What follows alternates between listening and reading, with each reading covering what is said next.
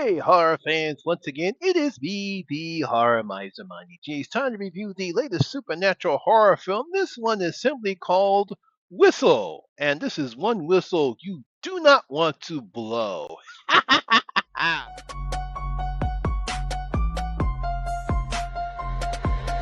ready for this?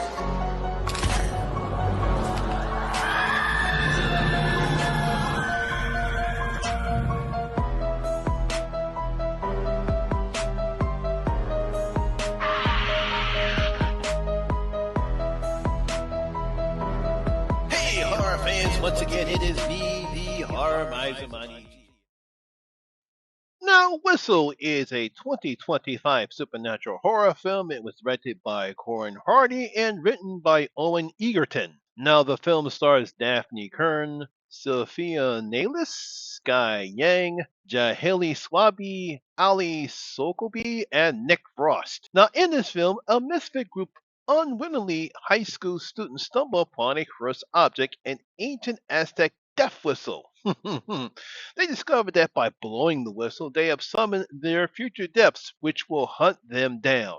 Well, maybe they shouldn't blow on something that looks like a skull. Now, when looking at supernatural horror films, one particular premise that some filmmakers use in the subgenre of horror are the cursed objects or something called the monkey's paw. Now, horror movies that use the cursed object or the monkey's paw premise will have a group of young people or a person that takes said object, use that said object for their own personal arrogance or stupidity, and despite being warned, use it and now have to suffer the consequences of it. Horror movies such as Ouija, Wish Upon, and Taru were the people in those movies ignored the dangers of playing with the said cursed object and now have to suffer the consequences of using them. Just never understand why they do that. Now, obviously, in Ouija, they use the so-called Ouija board, thinking that they're going to summon their dead friend, but wind up summoning a malevolent evil spirit. Wish upon the person that uses the so-called cursed object decides to do some witches that sort of be good, but unfortunately somebody dies.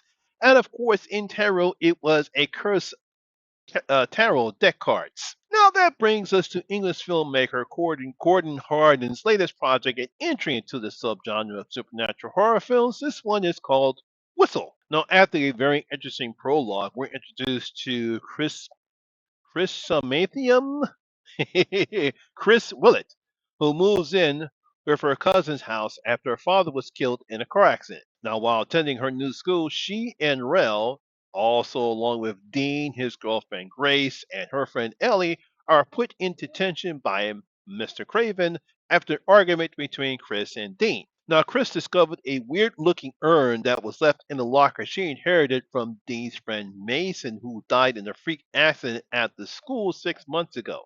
Kind of, you see that at the beginning of the film. Now, the urn contains a strange whistle that's carved into the shape of a skull with some strange writing around it. Now, of course, weird shit starts to happen after blowing the whistle, and Chris and her friends have to find out what they summon before death comes for him. That's kind of what the film is about. You know, just as I said at the beginning, someone finds a weird looking object, they start messing with said object, and either by arrogance, greed, or stupidity, they use that object and now they have to suffer the consequences of their actions. Just as I stated before earlier, in Ouija, they were playing off a Ouija board thinking they're going to summon their dead friend. They wind up summoning a malevolent spirit. And Tarot, the friends play with a cursed tarot deck, thinking that they're going to get their futures read, but unfortunately, because of the curse that happens, bad shit happens to them.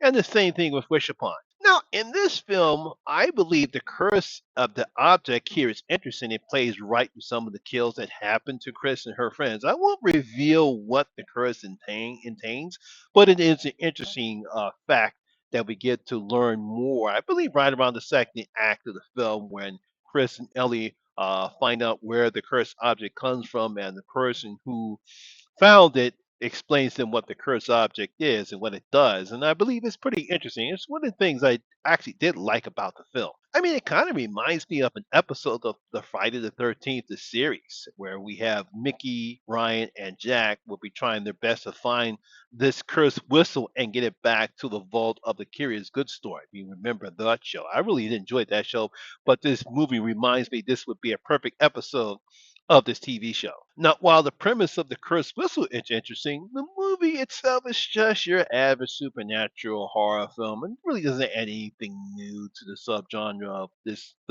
of supernatural horror films. The one good thing about this particular film, however, are the kills. Now, some of them are good, some are not because there's one that uses very bad CGI effects. The others use a combination of CGI and practical effects, which I thought was very effective. It's very gruesome looking, but it's the premise of the kills that what makes this film interesting to me. Now, the acting is okay. As Dafne Keen, remember her? She played Laura in both Logan and reprised role in Marvel's Deadpool and Wolverine.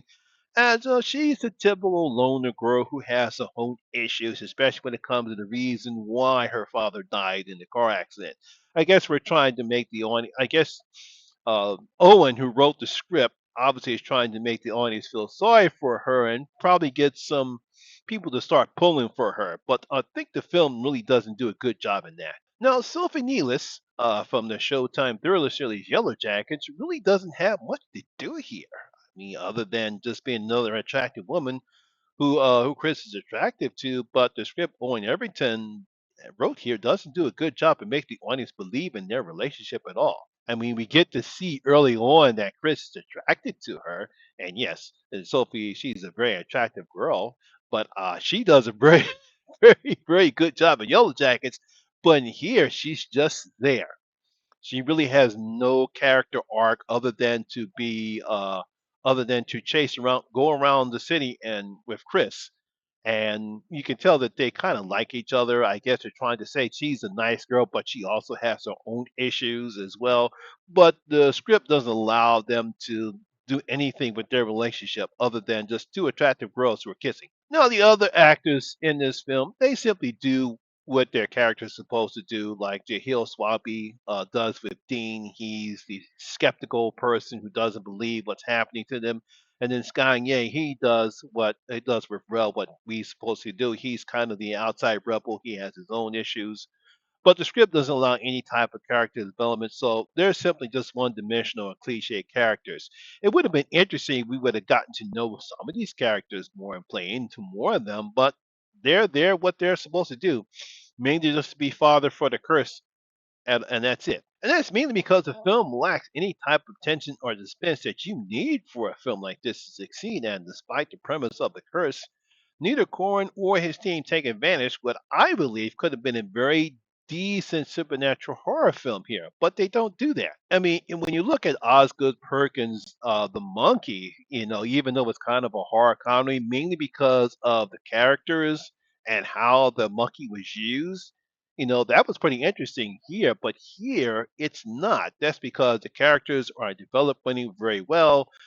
There's no real tension and suspense. We really don't believe in the relationship that we see with Chris and Ellie here. So they're just there, and that's the problem with this film. So overall, despite an interesting curse and some decent kills, this is just your average supernatural horror film where we've seen this premise with Chris Object before, but it's done somewhat better than the others. This is not wish upon, it's not Teru, but it's okay. That's about it. So I'm going to give Whistle only two of the miser's five bloody gold coins. There's only two. Like I said, it's okay. Like I said before, it's not wish upon. It's not the first Ouija. It's definitely not tarot. But it could have been better. But it is what it is. It's a one-time watch. You can watch it, and okay, that's it. No more. So there you have it, horror fans. That is my video and review of Whistle. Hope you did enjoy it. And if you did, please give me a thumbs up, like, and share. It really helps out with that YouTube algorithm. Have you seen Whistle? What do you thought about it? Did you enjoy it? Please leave your comments in the comment section below and tell you thought about the film. Also, if you're new here, please hit that subscriber button. Ring that notification bell. That way you'll be notified anytime when I put up new videos such as this one. Once again, my name is Lamont Smith, better known as the Horror Miser Monty G, and always remember, horror rules. And I say in my next video, guys, stay safe out there.